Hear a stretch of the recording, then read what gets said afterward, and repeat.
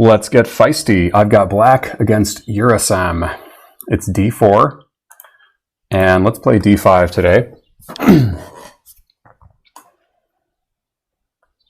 If c4, I'm going to play the Albin Countergambit. This one's for you, Dan. So, best move is probably... Let's see, I'm playing 10-0. I keep clicking on 10-0 instead of 10-5. The best move is probably DE, but he went for CD. So I think we just take this with the queen. Or we could take here, and then if queen retakes, knight here, but queen doesn't have to retake.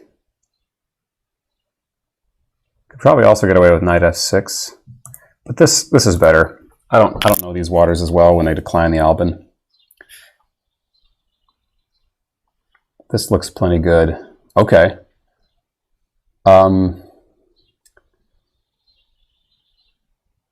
Do I want to take the queens off the board or just grab that pawn? Could throw a check in.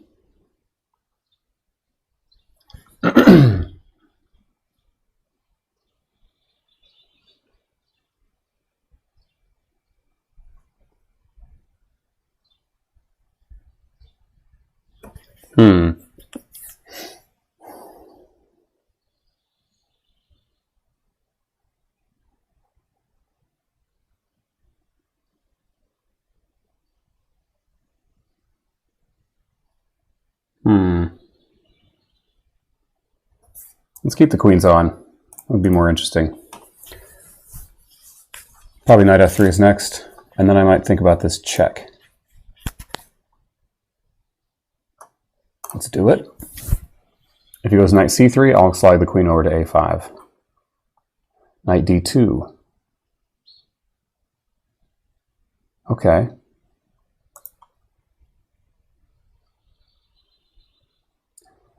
Now maybe queen back to d6. I'll just plan on giving up that bishop for the knight.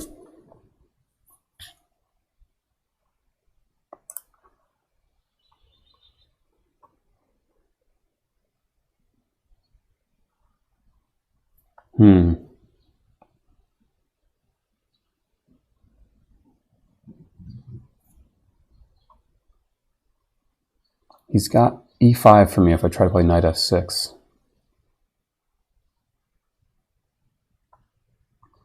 Knight f6, e5, bishop takes, check. He needs to take with the bishop to keep this pawn protected. Knight c6 looks reasonable as well.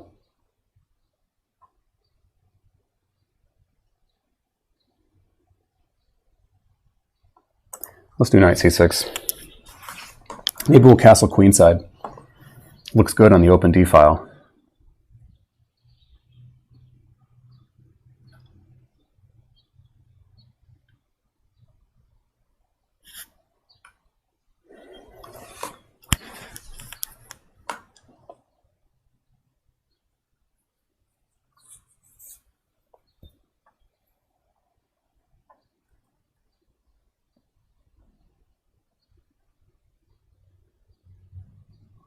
That bishop is unprotected there, but I can't exploit that.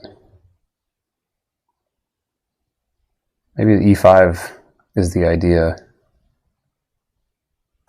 I think bishop g4 makes sense now. Okay, his knights are unpinned.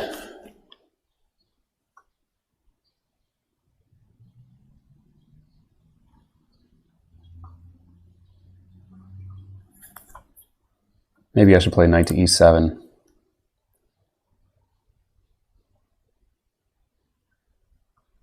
Well, I can castling queenside. It would open up that. You could play bishop takes. Oh no.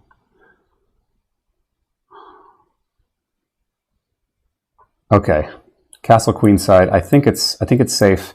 If bishop takes, I can take with the queen, and then if knight comes in here, I've got queen e6 holding things together.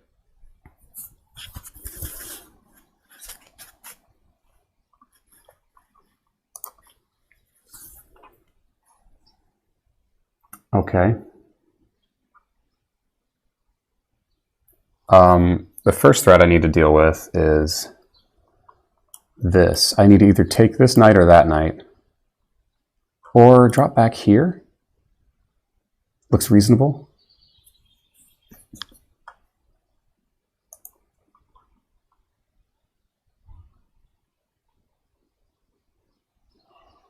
This is more timely though. That forces a response from white. He's got to take with the knight, which is awkward for him.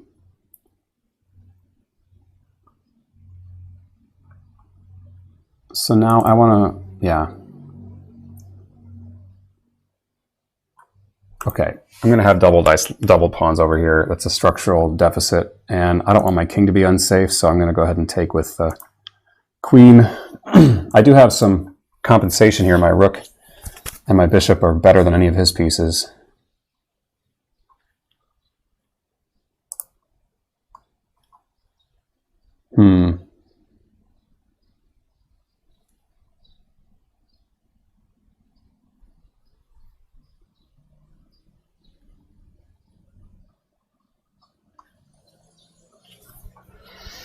Yeah, let's see. All right, it's opposite color bishops. Knight f6 or knight e7.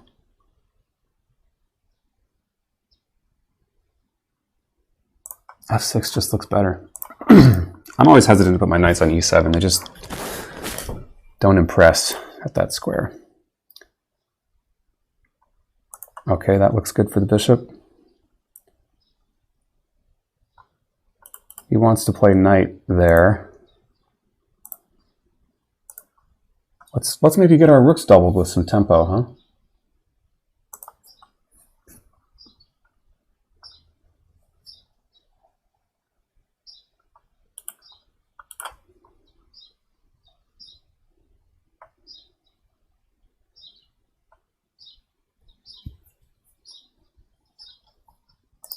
Actually, that should win a pawn, but not a very good one.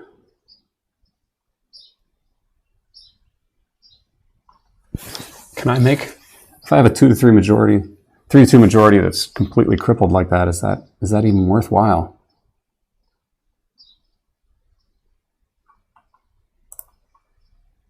Let's take here, and then we'll just defend with the king, and I've got the initiative. Now he defends that, but I get my rooks doubled. And I'm very happy with this.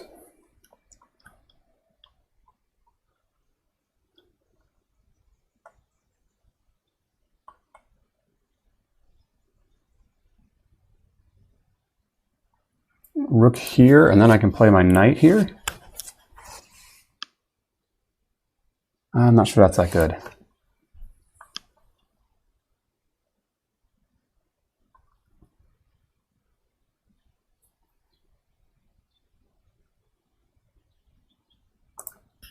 Okay, I'm going to have to allow him to trade a pair of rooks just to get this knight activated. Maybe he goes to c5.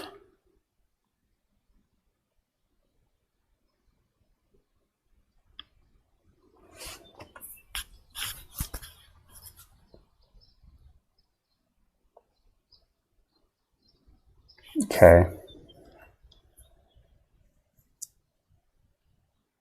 Now he kind of needs to go to c5, doesn't he?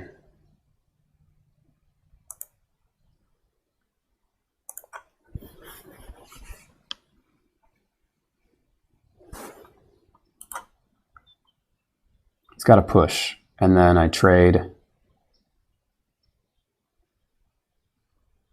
And then I have a knight fork, winning that pawn. Assuming he takes with the pawn, he might take with the rook, in which case he's got bad structure, and I still have that fork. Oh wait, yeah, he takes with the pawn. There's no fork on the pawns there.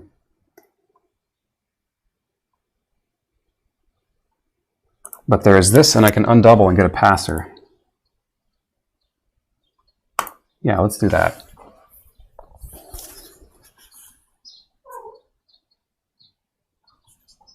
And if he tries, okay, if he tried to push there, Gotta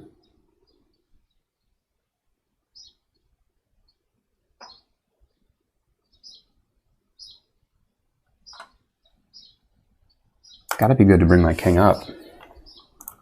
Keep bringing it up.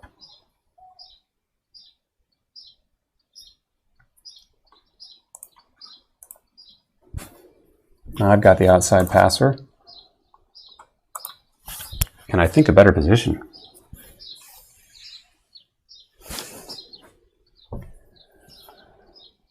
Ooh, that kind of ruins things. No, it doesn't. Oh, it's the old magical knight fork. Okay, do I want to go into this? Okay, do I have some kind of in-between move here?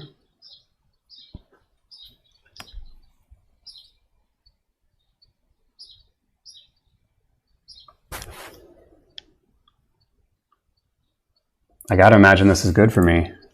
And I'm low on time. I've got the pass pawn. It'll take him a lot longer.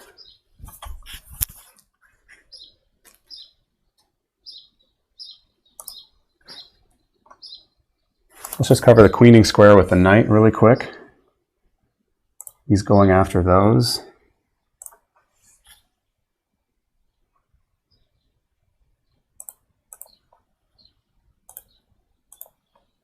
He's trying to blitz me out.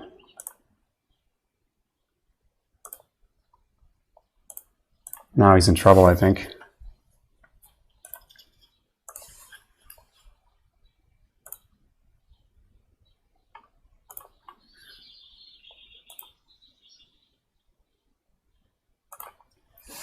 Okay, if he doesn't see this threat,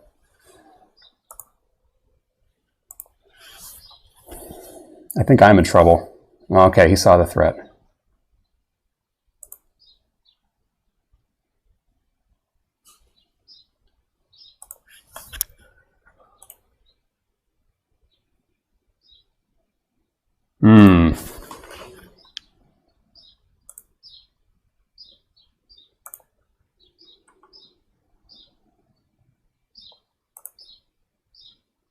Tough ending here. It's not looking good. Maybe I can get my knight to...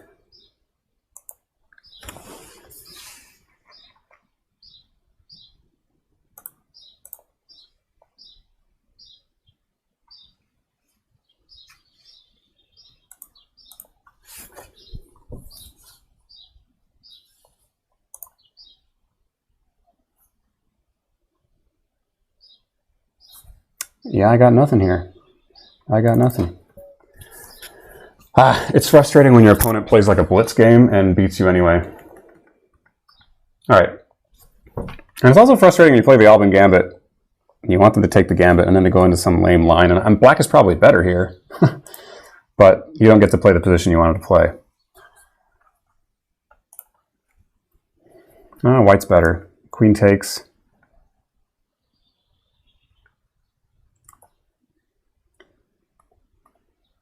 Queen takes d1 is a computer recommendation. Knight c6, knight f3. And we're just going to pick that up like we do in the Albin Gambit with that theme. Okay, I could have gone for that. That's kind of boring, honestly. There must have been times where I was winning here.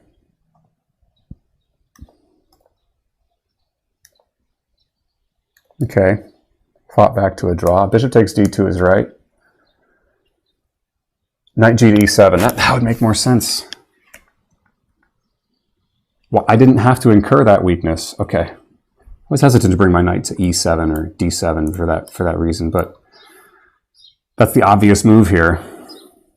Because then the threat of this positional weakness with pawns on the c file is negated, and so is the threat of bishop takes, and then followed by queen takes, because I can recapture with the knight on c6.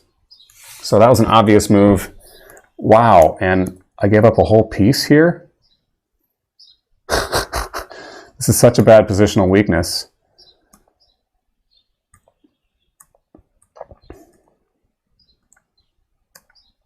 Oh, white is still better, but only somewhat. Okay.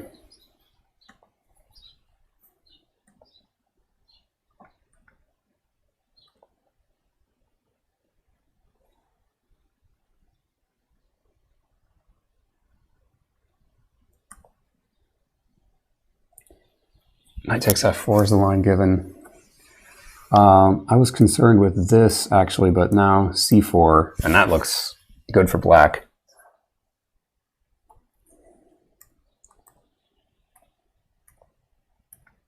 So yeah, I got rid of my weakness. I've got the passed pawn. King c6 is fine. Oh, now rook d3 check. That makes a lot of sense. I can take this pawn, and I can defend my pinned piece like such. And I've got two passed pawns. Still not winning. Ooh, yeah, that gave up this.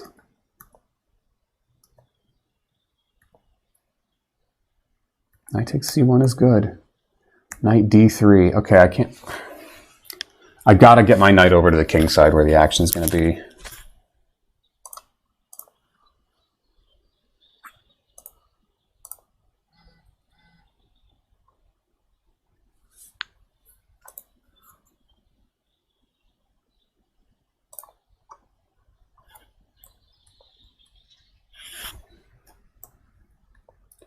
g6, king g4, knight c5. Okay, that's similar to the game. Bishop h6, why? Why not just keep coming with the king? Oh, there's a fork. Oh, that's incredible. There's a fork both of these ways. So the bishop wants to come to h6 to go here? No, sorry, I'm looking at if king here, then this obviously just wins the bishop. But if here, I just keep pushing, or maybe I go king c4, either way is probably fine, and he still can't approach because I got this fork. And he can defend the bishop, but my pawn is going to win. So he has to take extra time .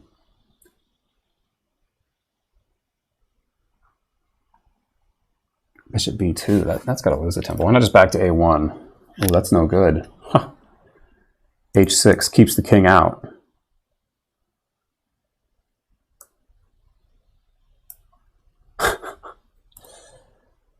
Probably similar if like bishop e5. h6 keeps the king out. But then the bishop comes back here. And now a4. And if the bishop takes, not this. Wow, black is just winning.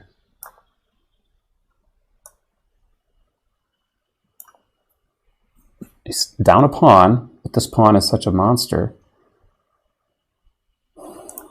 Can't he just guard like this? Oh, knight b3 is coming. So what if white just gets off to the races? King d3.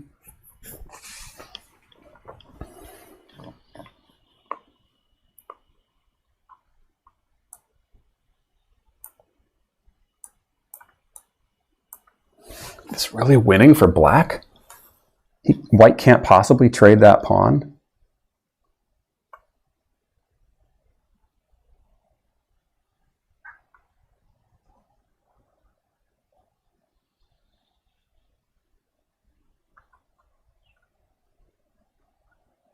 What about just, let's see, knight b3. Okay, but now we can approach this pawn.